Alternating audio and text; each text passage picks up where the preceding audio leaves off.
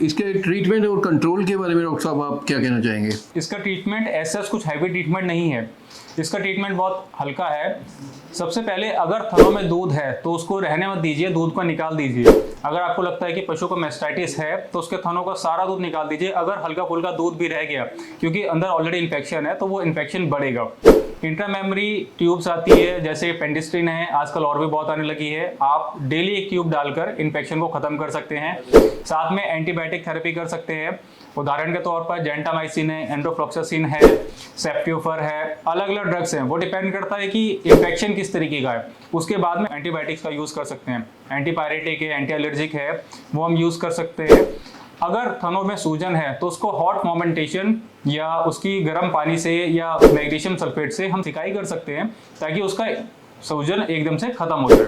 और अगर हम इसकी कंट्रोल की बात करें तो अगर हम कोई नया पशु लेकर आते हैं तो सबसे पहले उसको 5 से 6 दिन सेपरेट रखकर उसका दूध निकालना चाहिए, क्योंकि जब पशु दूर से आता है तो उसकी कंडीशंस बहुत अलग होती है।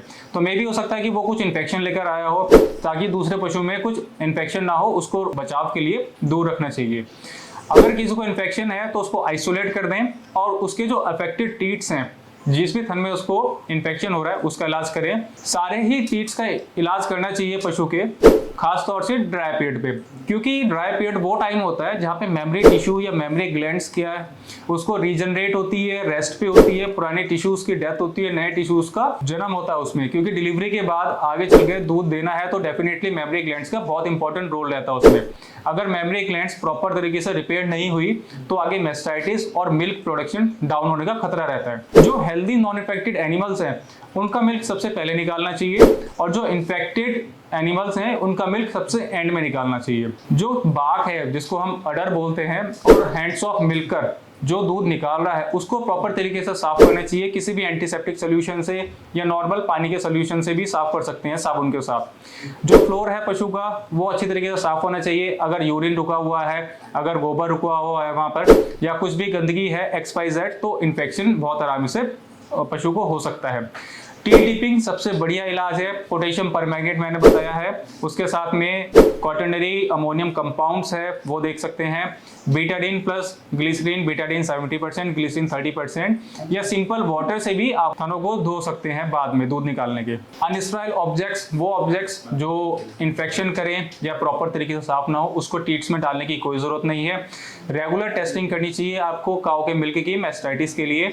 इन केस अगर मैस्टाइटिस हो तो तुरंत डॉक्टर को संपर्क करें, उनसे इलाज लें। प्रॉपर मिल्किंग टेक्निक्स होनी चाहिए, फुल हैंड मिल्किंग करना चाहिए। अगर फुल हैंड मिल्किंग नहीं है या अंदर कुछ दूध रह गया तो वो आगे चल के प्रॉब्लम करेगा। कीट को और अडर को हल्के फुल्के घाव से बचाना चाहिए।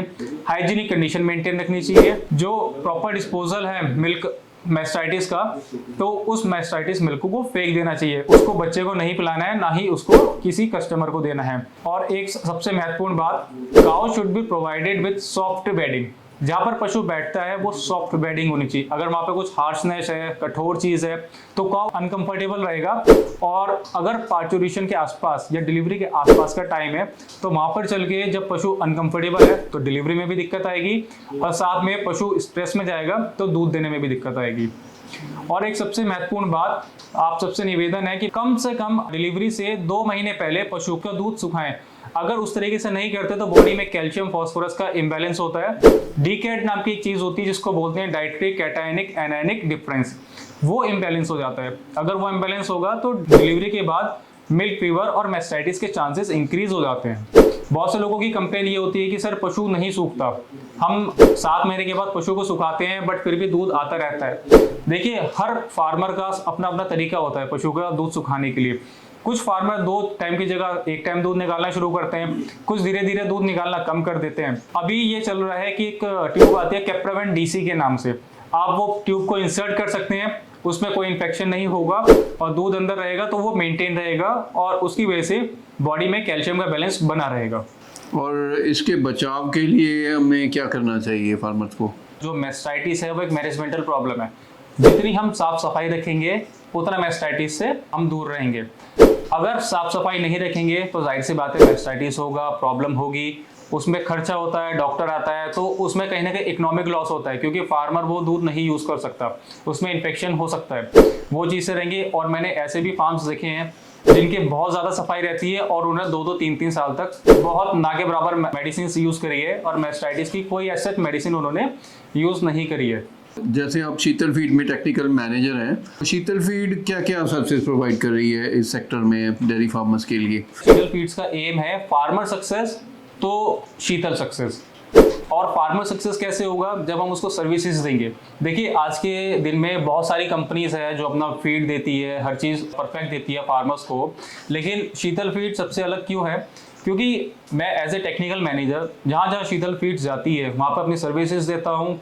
मैस्टाइटिस से लेकर XYZ जो भी प्रॉब्लम है, क्योंकि आज के उसमें फार्मर्स के फार्म पे बहुत सारी प्रॉब्लम है, मैस्टाइटिस है, रिपीट ब्रीडिंग है, फैट का इश्यूज है, तो फार्मर को कहीं ना कहीं सोल्यूशन चाहिए होता है। क्योंकि अगर फार्मर अलग से डॉक्टर्स को बुलाते हैं तो कहीं ना कहीं देखो उसमें फाइनेंशियल इन्वेस्टमेंट होती है उनकी, और हर वो चीज़ जो हमारे पास है अगर हम फार्मर्स को बताएंगे तो बहुत से फार्मर्स उस चीज़ को एक्सेप्ट करते हैं, उस चीज़ को अप्लाई करते हैं अपने फार्म पर।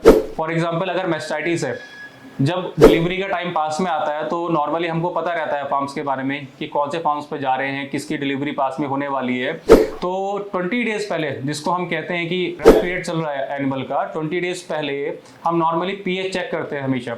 अगर उस पीएच में हमको पता चल जाता है कि पीएच बेसिक की तरफ जा रहा है तो उसमें चांसेस ये होते हैं कि डिलीवरी के बाद मैस्टाइटिस हो सकता है। उस केस में जो हमारी फीड है ऑलरेडी डीकेट मेंटेन करके गई हुई है, इन केस अगर पीएच आगे पीछे होता है तो उसके बेस पर हम उनको मेडिसिन सजेस्ट कर देते हैं ताकि डिलीवरी के बाद मैस्टाइटिस ना हो और हाई मिल्किंग एनिमल जो है अच्छा दूध दें ताकि फार्मर को अच्छा पैसा मिले और फार्मर सक्सेस रहे।